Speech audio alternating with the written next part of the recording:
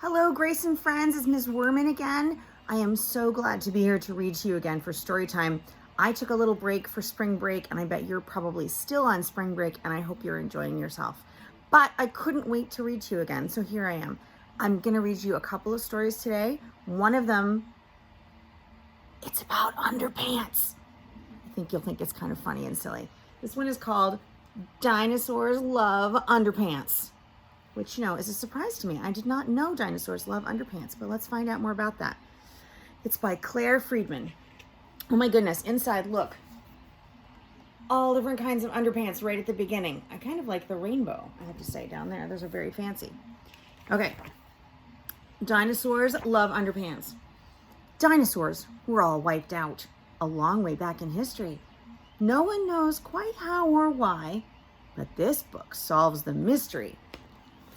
There we go. You've probably seen dinosaurs that look like that, right? Those are dinosaur skeletons, maybe in a museum.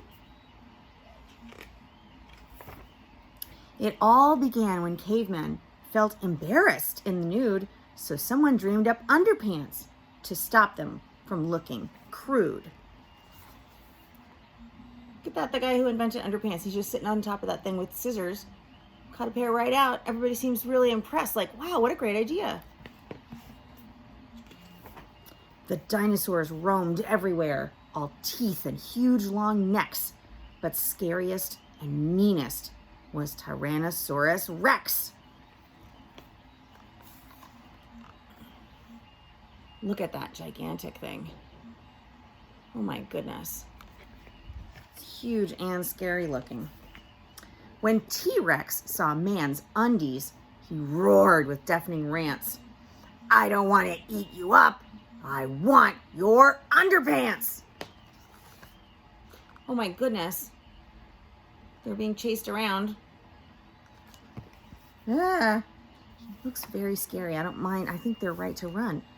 T-Rex stole a furry pair, but his briefs quickly ripped. He couldn't get them past his feet. Oops, watch out. He tripped. Uh-oh. They weren't the right size for him if they were the right size for people, right? I don't think he understands that. Triceratops was happy, wearing undies on every horn, till Styracosaurus snatched them, and they all ended up torn. Look at that. They're not getting along very well. So I think this is the Triceratops, and this is the Styracosaurus. And do you know how I know? Because tri, like tricycle, means three. So 1, 2, 3 horns. Styracosaurus looks the same, but there's only one on the nose, and then there's a whole bunch on this shield by the head. So I think that's why that is the Styracosaurus. I'm sure that some of you, my friends, already know the difference, and you could explain it to me better than that. But we're going to have to go with that for now, because none of you are here with me right this second. So I get to be the dinosaur expert. Isn't that silly? Here we go. Let's keep going. The pants from woolly mammoth coats made Stegosaurus itchy. Diplodocus was really mad. His briefs were way too pinchy. There we go. Diplodocus, look at that big, long neck.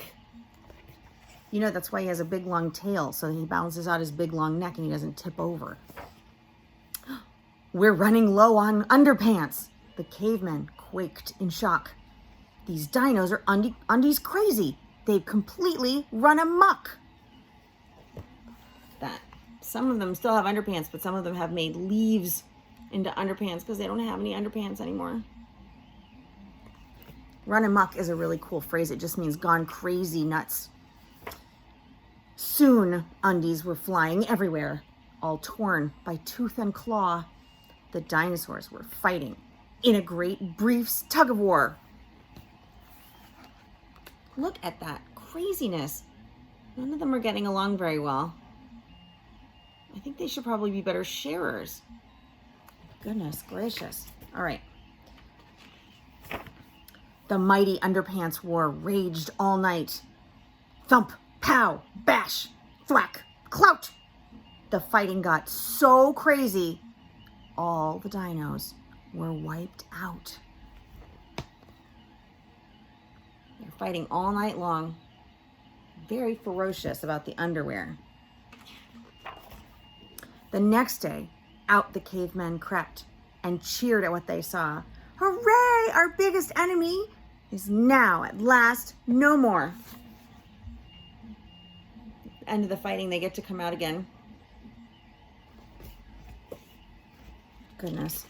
And so, when you put your undies on, always treat them with great care. Don't forget, briefs save mankind. They're not just underwear. So look at that picture. That picture, see the caveman in the picture? He's down here. And that's like a saber-toothed tiger, like was in the cave with them. Right? And I have to show you something funny. You see this guy on the bed? This alien guy right here? Well, this author wrote another book called Dinosaurs Love Underpants. And look, that's that same guy, only he's green on the cover. Isn't that funny? It's like if you've read all of the author's books, you kind of see that. It's like a little treat for the reader. So that was Dinosaurs Love Underpants by Claire Friedman. Some of my friends have heard me read Aliens Love Underpants at school. So I thought you might enjoy that one too. The next book is part of the Goldielicious series. I don't know if you've heard that one or not. Even if you haven't, you'll enjoy this one anyway. But it's called Goldilicious. And it's about a unicorn. In fact, there she is.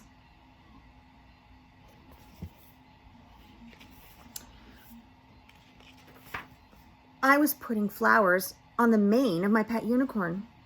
Goldielicious, why are you dropping flowers on the rug? Asked Mommy. She is putting them in the unicorn. Look at that. I'm not dropping flowers. I am getting Goldie ready for the unicorn ball, I said, prancing around the room. What unicorn? I don't see any unicorn, said Peter. She's right here, and she's not any unicorn. She's my unicorn. Her name is Goldielicious. Goldie for short.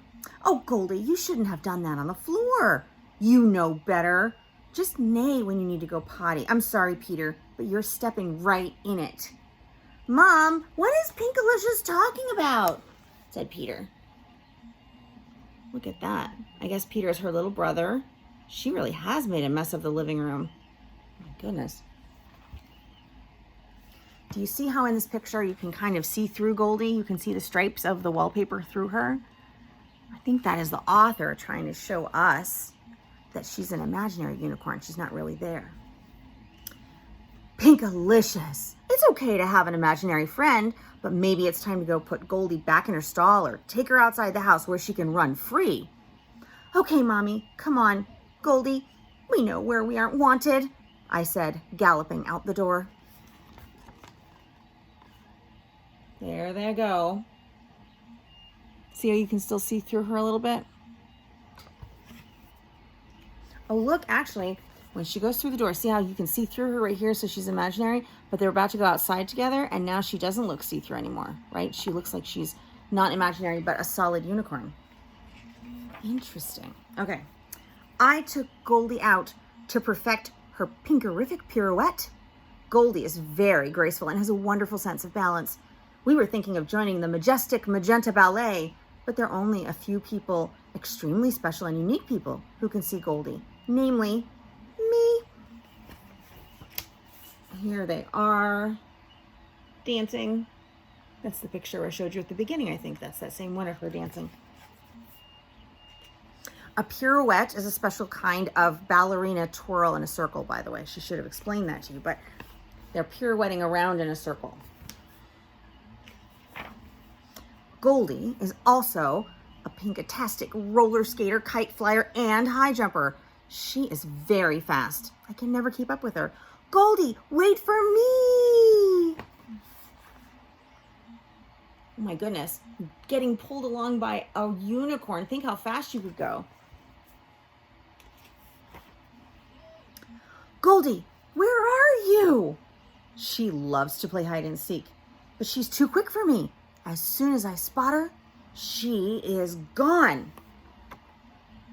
Look at she's disappeared. Oh my goodness, where could she possibly be? Oh, I see her back there. I see her. Let's see. And the brother Peter is kind of spying. Do you see him behind that tree? He's spying to see what's going on. Oh, you turned into a fairy princess and you're having a tea party. Goldielicious, this is the most delicious cake I have ever had. And wherever did you find this sweet flower nectar? I asked. Pinkalicious, may I join your tea party? Peter asked. Please, Peter, you're about to sit on Goldie. Be careful, I scolded.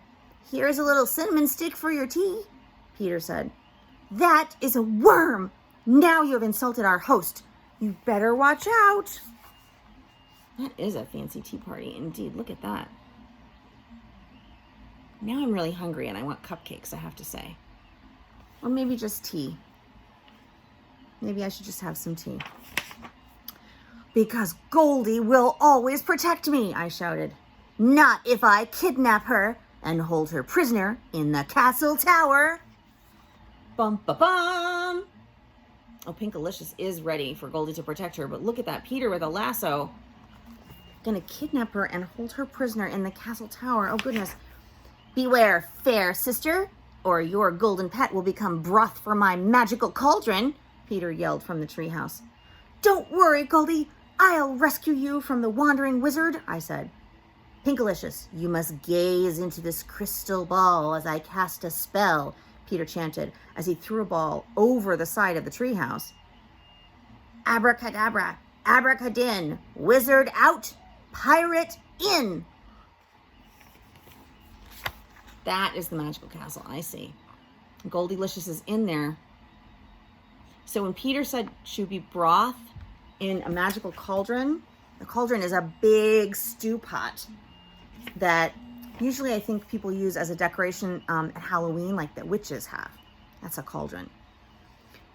Ahoy, matey! Goldielicious will never become your treasure. I will make you walk the plank.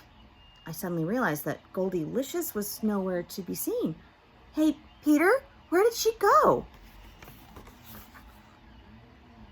Whoop, sorry, a little lower. There you go. Walking the plank like pirates.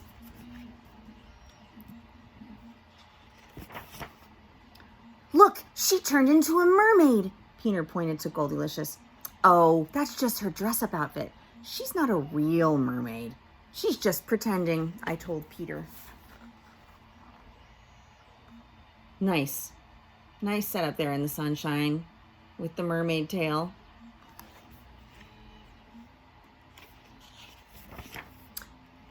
Wow, not only can she float on the water, she can float in the air. Goldielicious is flying, said Peter. Come back, I screamed. Will she come back tomorrow? I'm going to find my lasso so I can catch her in the morning when I wake up, said Peter. That's if you can find her, I yelled as Peter ran off. So she's not just flying in the air, like with wings. She's flying in the air in a hot air balloon. Look at that. It's just the right size for her, too. She just fits in that basket. Goldie, where did you go? Have you become one with the universe? I bet you can see Goldie in the picture. Can you find her? She's up here in the sky. Oops, I'm pointing on the wrong page. I'm sorry. She's right here. I bet I confused you, right? I was confused. Sorry about that. She's up here.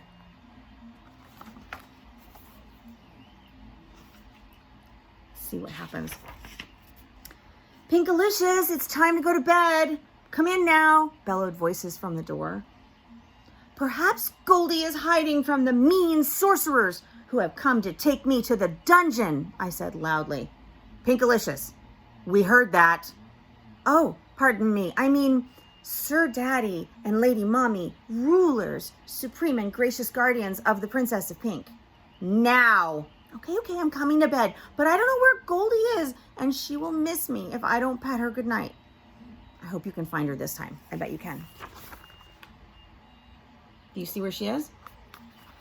She's up here in the sky. She's a constellation. Constellation means a shape that you can imagine out of stars in the sky. Those lines aren't really there. See the lines connecting her? It makes it easier for us to see her, but the lines aren't really there. when you look for constellations in the real nighttime sky. Oh, she was here waiting for me all along, I said, climbing into my bed and closing my eyes. Sweet dreams. See you tomorrow, Mommy and Daddy said, kissing us both good night. Are going to have sweet dreams, huh? So that is the story of Goldielicious. I have one more story for you. It's called The Birdwatchers. Here's the cover by Simon James. I bet it's about birds. My granddad is a bird watcher. He tells me bird watching stories. He always says, Jess, when I go bird watching, things happen.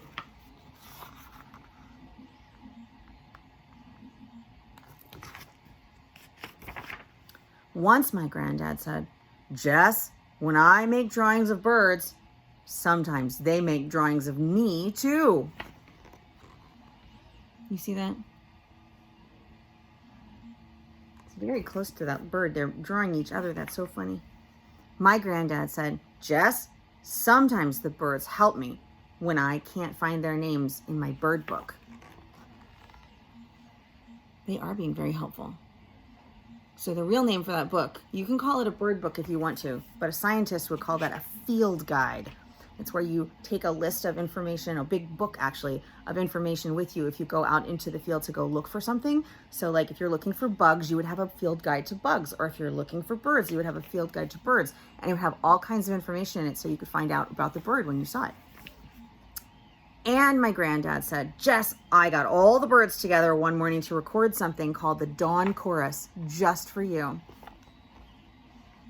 Look at them all singing all together like that.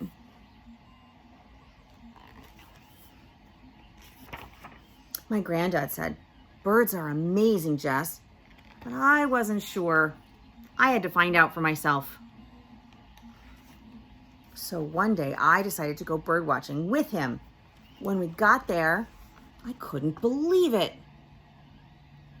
They're going to go together. I wonder what they found.